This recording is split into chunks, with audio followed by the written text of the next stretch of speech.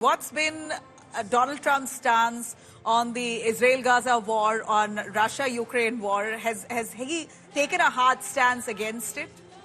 He said so, and so very clearly, and I want to quote what Donald Trump said. He said, there will be no war. You know, when I'm going to stop wars, and he's very clear about that. His entire campaign is about building economy, to make America great again. What did he say? Unlock the glorious destiny of the United States of America. Bigger, better, stronger America for the future generation. So that's what he's promising Americans: more money in their pockets. Their grocery bills will be lower. They will not be funding, at least that is what a section of the United States felt, that their hard-earned money was fueling the Joe Biden's war on Russia through Ukraine. So did America actually want that? Now it remains to be seen what pans out over the course of next several months, because remember, in the run-up to elections, he said even before the inauguration on the 20th of January 2025, the war in Ukraine would have stopped. He'll speak to Russia, he'll speak to Ukraine and ensure that war stops. Will it? Remains the big question. You know, at this point, what we see of Kamala Harris, who pushed for women's rights, largely against abortion, that she spoke of extensively. She had a host of celebrities, the most popular pop stars, be it Taylor Swift, Beyonce, J-Lo, the best of the faces there who came out in support of her. But yet, it seems like Donald Trump has taken this away. There could be several allegations against him, calling him a sexual predator. There's been allegations against him on that. Be it, for that matter, someone who is accused of leaking confidential information of the White House. There were several allegations of corruption against him. But despite that, he's managed to tackle that storm to come out and emerge victorious, to become the 47th president of the United States. How do you think he's done that? What was his campaign on? And, the fact that Kamala Harris reached 214 of the 538, electoral college votes or seats goes on to show that all those who campaigned for her, it seemed to have worked to bring her to 224 at this stage. And again, unfortunately for Kamala Harris, she came into this race very late. What went against her, and several Democrats voiced that in their conversations with India Today's Rohit Sharma. Again, and I do want to say that India Today's Rohit Sharma and several conversations that I've had with him, both on and off camera, had predicted and based on facts, numbers, his reporting on ground, that it would be Donald Trump. And we were doing number crunching across 50 states on the basis of a lot of information that was filtering in. Even he, felt it's going to be extremely close. Not the margin that Donald Trump is talking about, 315 against 224, because that's actually spectacular. And when you look at that heat map that Rahul Kanwal will be putting out just moments from now, on that heat map you'll say there are red dots virtually across the United States of America, and not restricted just to parts of the East Coast. So, it's from coast to coast that Donald Trump has been able to make that impact about economy, about infiltration, about putting more money in pockets, about stopping wars, and about making America great again. So ultimately, it all boils down to whether you have more money in your pockets and whether you're a safer country. You know, we're looking at Indian markets booming. It's been on the green since the trends showed in favor of Donald Trump. Why do you think India is ecstatic to see Donald Trump win? In fact, we see that business owners in India particularly, believe that Donald Trump will bring in more business to India. Why? What are the reasons for them to believe that, Gaurav? So he'd actually want to take more business to the United States of America, and that's one aspect, where he and Prime Minister Narendra Modi. So I want to talk about two things here, Nabila.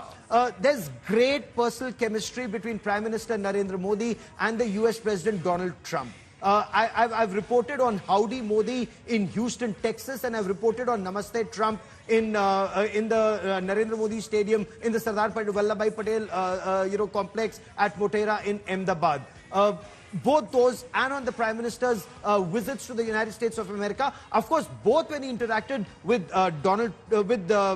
initially Barack Obama, when he went in 2014, when he interacted with Donald Trump, when he interacted with Joe Biden. So India's relationship with America has constantly been on a high, and we've talked about that before. Remember, right from 1998 Pokhran test when they were at an all-time low to 1999 Kargil war, and ever since there's been a trajectory, whether it's Congress Party or BJP, the relationship has grown, whether it's the Republicans or the Democrats. But under Modi and Trump, it's likely to grow even further because of their personal chemistry, though both are hard bargainers, hard negotiators, and that is where, whether it's on the issue of H-1B visas, whether it's the issue on more tariffs on Indian goods export to the United States of America, goods and services, there could be certain issues because he's talking about 20% tariff on Indian exports. So all of that could lead to trade talks, getting stuck somewhere. But overall, the relationship will be on a high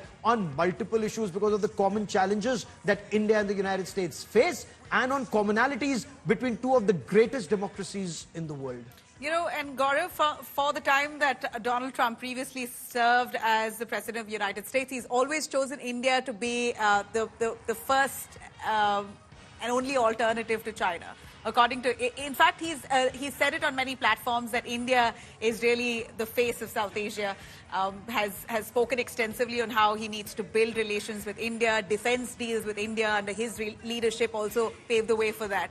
So a little more on how he looks at India as really the bright spot and the best alternative to China in America's view.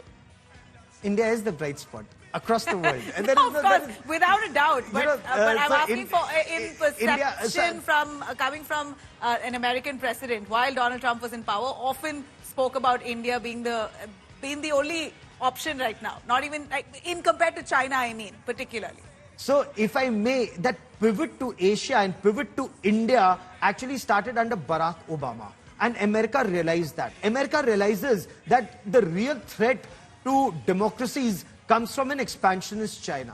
And you really have to be an ostrich burying your head in sand if you choose to ignore this fact. Unfortunately, when Joe Biden was President of the United States of America, he chose to focus on Russia and Ukraine, thereby, unfortunately, actually empowering an expansionist China. Because the real threat to the world comes from China, whether it's in the South and East China Sea, or whether in the Himalayas or in the Indian Ocean region, and to the United States of America. And it's only India that's able to withstand the Chinese expansionism, the Chinese bullying tactics, and not just by words, but by hard action. Barack Obama realized it. Donald Trump knows it. Now, Joe Biden knew it. However, the manner in which Joe Biden took on or did not effectively take on China and focused on Russia instead, did he deviate from course? Because that pivot to Asia and India started under Barack Obama, continued under Donald Trump. The Indo-Pacific or Quad countries, they became much stronger in their meetings. So India relationships will always grow. However, I want to add a little caveat here with your permission, Nabila. Yeah. In the last days of Joe Biden, unfortunately, America started interfering a little too much in India's internal affairs. And the apprehension was that under Kamala Harris, had she become president, it may have increased on issues of Citizenship Amendment Act, for example, or Article 370 in Jammu and Kashmir, or graver threat to India's security is Joe Biden's support to Professor Muhammad Yunus and radical Islamists taking over Bangladesh, overthrowing a democratically elected government of Sheikh Hasina. So that was a major threat to India's security. Again, in the case of, terrorists like Gurpatwant Singh Pannu, or, encouraging Canada without evidence on cases like terrorists like Hardeep Singh Nijjar and the support to Khalistan terror. All of that were more than just niggles between India, US and India-Canada relationship. And that perhaps under Donald Trump, the relationship will come back on an even keel.